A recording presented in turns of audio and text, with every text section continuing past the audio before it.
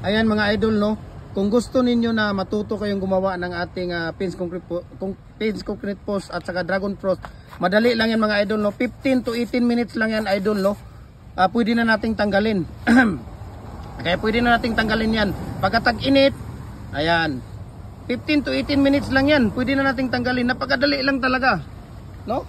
Pagkatag-init ang panahon. Pag hindi naman tag-init mga idol, pagka makulimlim naman ang panahon, ibig sabihin yung walang init at medyo yung makulimlim ang panahon, ano po yun mga idol, nasa mga 25 to 30 minutes po yan. Okay, so tingnan natin sila dito, ang pagtatanggal nila. Okay, tingnan natin yung pagtatanggal nila dito. Okay, ayan, so napakadali lang po yan. Okay, so ulitin ko mga idol ha, pag tag-init nasa 15 to 18 minutes.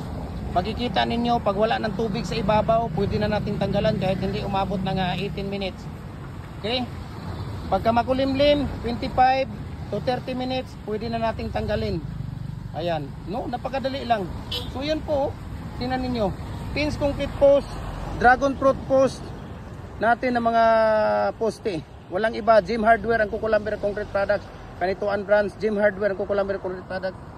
Malulang Brands at saka sa ating YouTube channel, Jim Hardware at Kukulamber Concrete Products. Ayan, follow na po kayo para updated kayo sa ating mga video. Mabuhay and God bless po sa ating lahat.